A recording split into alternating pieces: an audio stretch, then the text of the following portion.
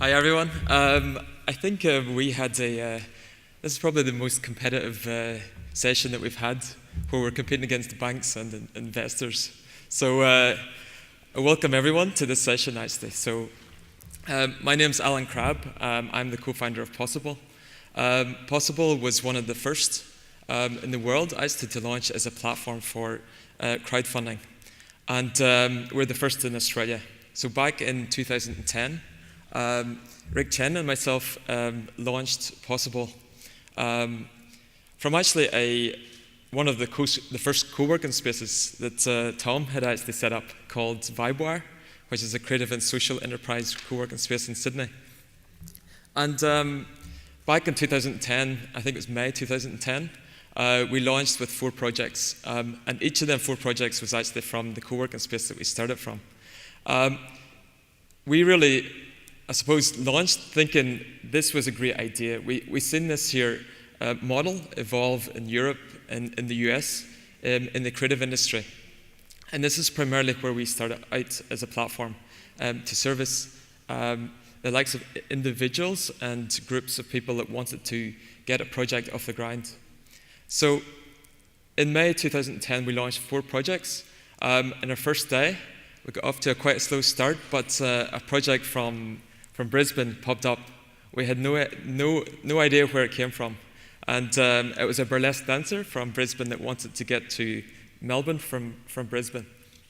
And I think for both Rick and myself, we realized even then that there was a real demand for a way for people to pitch an idea and really rally around that idea and get people involved to support that. So I think I suppose even from week 1, we could see that we are onto something much bigger than what we even imagined would be, even 3 years later. So the model itself has grown phenomenally actually over the last 3 to 4 years, probably between 400, 500, 600% a year. And Pozible as a platform now, we have transacted to date about $15.5 million for nearly 3,000 projects in Australia alone. We still are continually having record-breaking months, and we're transacting. I think last month we transacted about $1.2 million for Australia projects. We've since launched internationally, and it's still growing strong. So I suppose I should probably define, who has heard of crowdfunding actually? Okay, there's quite a few people, yeah. Probably a few supporters of projects on Pozible too. So crowdfunding is really about allowing people to get their idea out there using the likes of a pitch video, multimedia, setting yourself a target or a financial goal to reach, and pre-selling and selling anything that's connected to that project. So it's not necessarily donations. And it's something that we initially prohibited people from actually stating that they're looking for a donation. So it's really about finding creative ways to sell and pre-sell anything that's connected to your work. So for a filmmaker, they're looking at giving exclusive access to the film, maybe events, maybe the copy of the video at the end before anyone else gets it, or even a part in the film itself. So we spend quite a bit of time trying to educate people on how they can find new creative ways to build rewards and incentives for people to get on board, and also to build sustainable businesses and enterprises for themselves. So we continually look about how we can facilitate this as a platform. And recently we launched a subscription-based model as well with crowdfunding. So again, going into the giving people the ability to build enterprises, businesses, and sustainable organizations for their work. And I think that's about, is that 5 minutes? Yes. Okay, that's good, yeah. I never talk too long. Great to hear Alan share some of the Pozible story. They're a really inspiring example of a social enterprise in Australia doing some really innovative stuff, having gone beyond the original. They've been out in front of Kickstarter for about the last 2 years trying new things out. And they're a great organisation representing us on the world stage. Start Some Good was founded a little later as we got inspired by the opportunity we saw our creative entrepreneurial friends having access to. Sometime around 2010, I started getting hit by lots of requests to support projects. And while some might find this confronting, I found this deeply inspiring. That for the first time, I had the opportunity to feel part of and to support the kind of creative work I really loved, but which I don't have the personal skills to create, not being an artist. And so for me, it was really fun to be able to support my friends, really fun to be able to feel involved in these projects. And soon after beginning to kind of be a micro-philanthropist in this space, it occurred to me and to my colleague at Ashoka at the time, Alex Budak, that this is exactly the tool that social entrepreneurs need. This is not just this powerful dynamic that was at that point being used primarily in the creative spaces, is an incredible tool for anyone who has a story to tell about a different world and wants to rally community around that story and wants to give them the experience that I was having of feeling part of something bigger than themselves. So Start Some Good launched in kind of mid-2011 as a purpose-built platform to support social entrepreneurs, social enterprise, and non-profits. So I just want to kind of contextualize, you can check our site, there's a few things that we've done that it's a bit different, that's the kind of purpose-built for that audience, but I don't really want to talk about that. I want to talk about the general opportunity in terms of what's going on with crowdfunding. In particular, what is new, because the word gets bandied about a lot and people have real misunderstandings of how crowdfunding works. So I want to cover what is actually new about crowdfunding, because if you read the definition in a place like Wikipedia, it says the pooling of funds from numerous people and individuals to support projects initiated by other people and individuals. That's just a definition for fundraising. That's not what's new. So I'll talk about what's new. I'll talk about what's not new though, because that's really important. And then I'll talk about the specific opportunity that crowdfunding provides for social enterprise, and then I'll talk about the opportunity it provides for us as a sector, and the disruption or the way in which it works within an ecosystem of investment options. And I'm going to try and get through that in the next 4 minutes. So what is new about crowdfunding is the creation of stronger game dynamics around the process of crowdfunding. And that's really the only thing that's genuinely new. And the way in which these dynamics have been created is by imposing risk on the fundraising process. By having an all or nothing fundraising goal, that completely changes the game for fundraising. It creates a certainty of outcome, both for fundraisers. You only expect me to make this project I've been telling you about happen if I've clearly, transparently, publicly reached the goal that I set that enables me to make that project happen. And it also creates that same certainty for donors, that as a small-scale donor myself, I can't just write checks and make projects happen. I want to contribute what funds I can to projects I believe make a difference and create a better world. But I want to make sure my money goes to projects that are actually going to happen. An all or nothing fundraising mechanism gives me that guarantee. I can put my money in and know that it only actually goes to you if you convince enough other people to put their money in as well. So rather than having to hang back and wait and make sure that's going to be the case, I can come on board early and allow you to match against my early support over the course of your campaign. So that's really significant. The second, not completely new, but very important to understand, is how deeply embedded into social networks crowdfunding is. That because it's more game-like, it's more shareable. Games are more fun. It asks people not just to chip in themselves, but to join a team.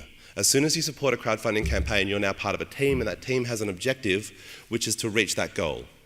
So it's the simplest game in the world, but simple games can be the most powerful. It's that there is a challenge you need to overcome before the time runs out, or you lose everything.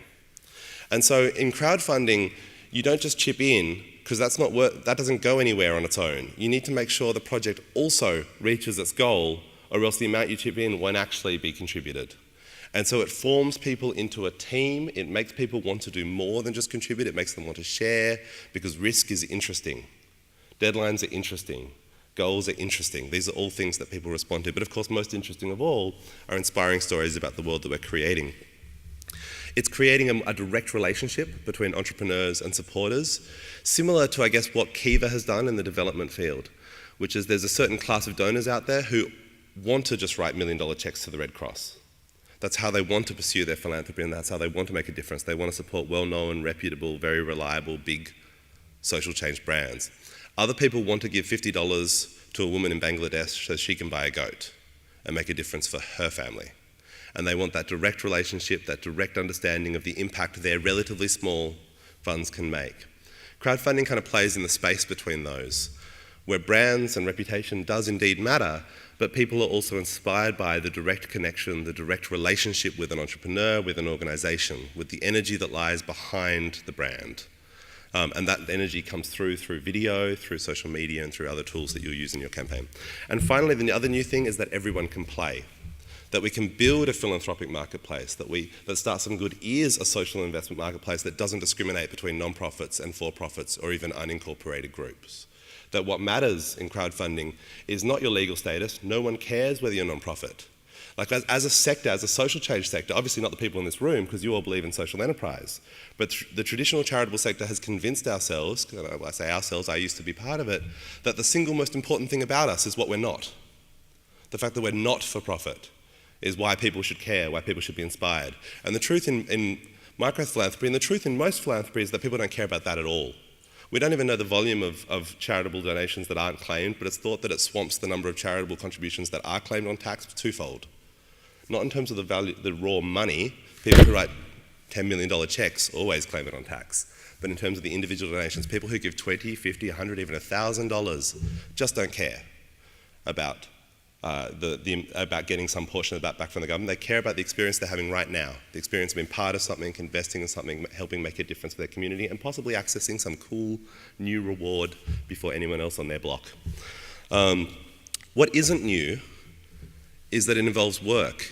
It's an active, it's a doing, it's fundraising. People conceptualize crowdfunding platforms as directories for people who like giving money for things.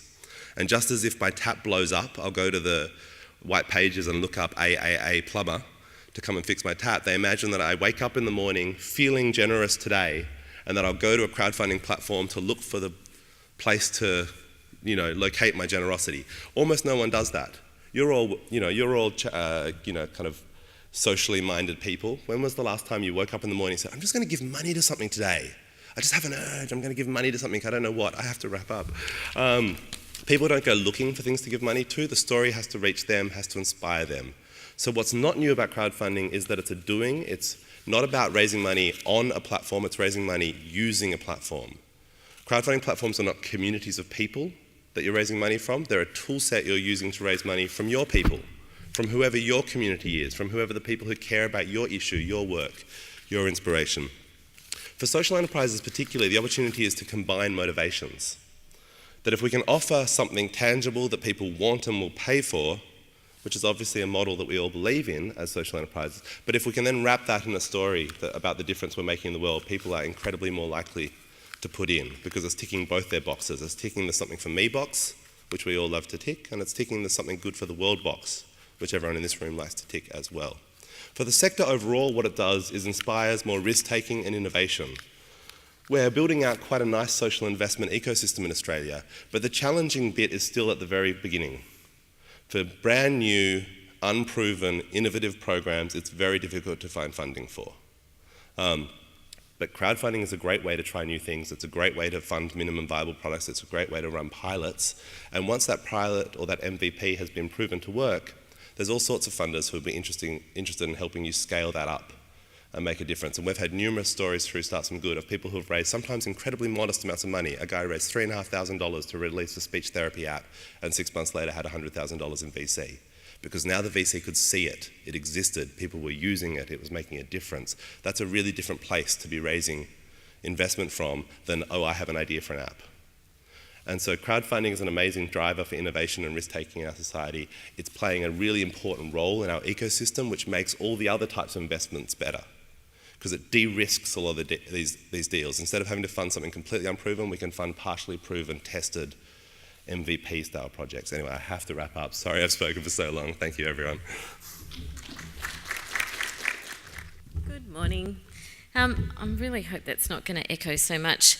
So my name's Jane, and I head up a social enterprise called Fitted for Work. And we're an organisation that helps women who are experiencing disadvantage get work and keep it. We're about 8 years old, and we run a continuum of services. The one we're very well known for, and we're first in Australia to do this, is actually literally outfitting women for work in clothing What we then do is run transition to work programs, and then once they're in work, we run year-long career development programs to help them retain work. We have an incredible outcome rate. 75% of the women we see get work within 3 months, and we've helped over 13,500 women in Australia. Now, we, a year ago, thought about using crowdfunding. And so we're 8 years old. We're not a startup, but what we had was an incredible growth happening at Fitted for Work, and we needed to move premises. So we launched a crowdfunding campaign with Pozible. We have one running currently at the moment, which is for our social enterprise, Dear Gladys, which is a vintage store, which is online and a bricks and mortar store, and that's running currently. But what I thought I would do is show you the Fitted for Work campaign so that you get a sense of what that was, and then I'll share with you some of our reflections around what worked and what didn't, and some considerations. So, Sean, and by the way, I look about a year younger.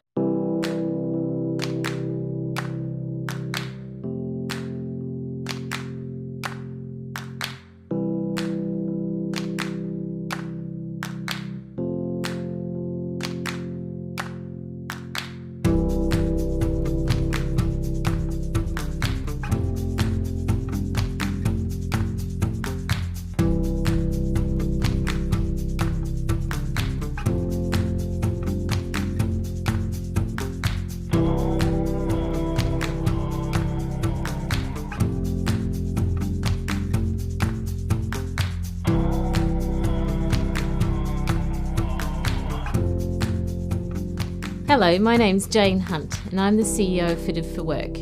I have the best job in the world because every single day we help women who are experiencing disadvantage get work and keep it. We're the oldest organisation of our kind in Australia, and we provide services to help those women get jobs, and they do get jobs. One of the things about all of our clients, all of them have in common, is they all want to work. One of the unique services that we provide for women is a personal dressing service and intensive interview coaching. As well as this, we offer women a range of transition to work programs. These include a work experience placement and matching with a specially trained volunteer mentor who works closely with them on their journey to sustainable employment. Since 2005, Fitted for Work has helped over 10,000 women, and we have an amazing success rate. After just 3 months, 75% of the women we assist get work. Each woman that leaves our boutique has a renewed sense of confidence, with a full outfit ready to go to a job interview, as well as newly gained skills and knowledge to ensure she gets that job. But what you don't see behind that is a lot of hard work. We have over 200 volunteers that handle thousands of generously donated items of clothing. What they do is receive that clothing, mend it, iron it, and prepare it for the women, so that when the clients put those clothes on, they look and feel professional, ready to nail that job interview. The demand for our services has grown so much that we need to move. We are bursting at the seams and have outgrown our premises. We want to be able to provide even more women with our service. We need new storage facilities, a custom designed sorting room, training rooms, and a new boutique that provides a safe, nurturing environment for the women.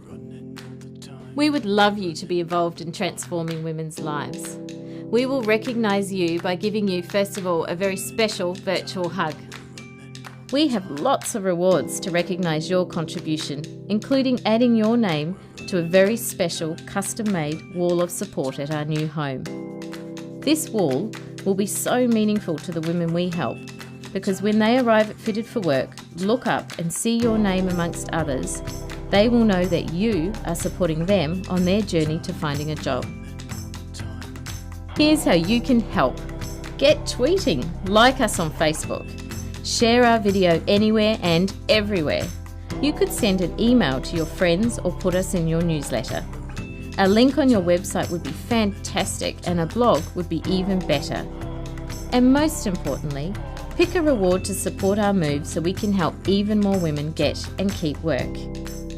When you support our project, you'll be helping thousands of women who are experiencing disadvantage, their families, and your community. With your help, we can't wait to make our move a reality. Thank you for supporting our dream.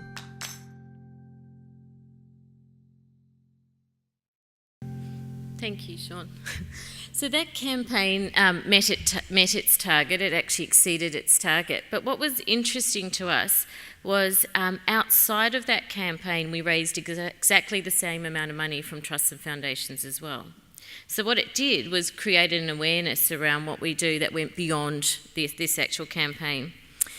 And the target for that was $35,000 to do the move.